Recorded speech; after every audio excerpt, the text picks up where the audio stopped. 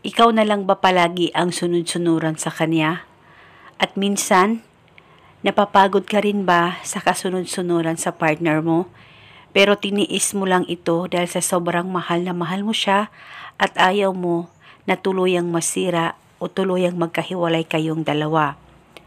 Kaya gusto mo ba na mabaliktad yung sitwasyon na siya na naman ang maging sunod-sunuran sa'yo? Pwes, gawin itong napakasimple at napaka-epektibong ritual na ibabahagi ko sa inyo ngayon. Basta dapat 100% ang paniniwala mo sa mga ganitong pamamaraan. Pwede mo ito gawin sa kahit na anong araw o oras na gusto mo. Ang gagawin mo lamang, kunin mo ang cellphone mo at hanapin mo ang larawan niya dyan sa cellphone mo.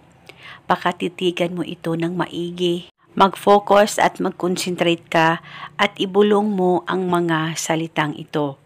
Pangalan at apelido, ikaw ay maging sunod-sunuran sa akin palagi. Ibulong mo lamang ito ng paulit-ulit kahit ilang beses. At pagkatapos, pahiran mo lamang ng kaunting laway mo ang larawan niya dyan sa cellphone mo.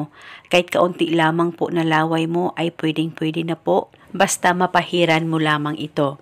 At pwede ka rin gumamit ng actual photo niya kung meron kayo.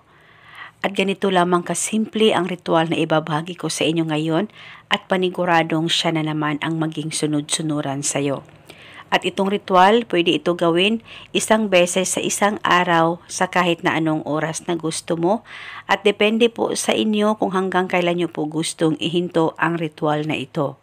At itong ritual ay pwede mo rin ito gawin kung kayong dalawa ay sobrang nagkamalabuan na at sa matagal na panahon ay hindi na siya nagpaparamdam sa iyo. At palitan mo lamang itong hiling kung gusto mo, depende po sa sitwasyon ng relasyon ninyong dalawa ng partner mo. Ay pwedeng gawin itong ritual, basta dapat mag-iba ka lamang ng hiling kung anong gusto mo para sa inyong dalawa ng partner mo. At eto muna sa ngayon, maraming salamat po sa panunood. May God bless us all.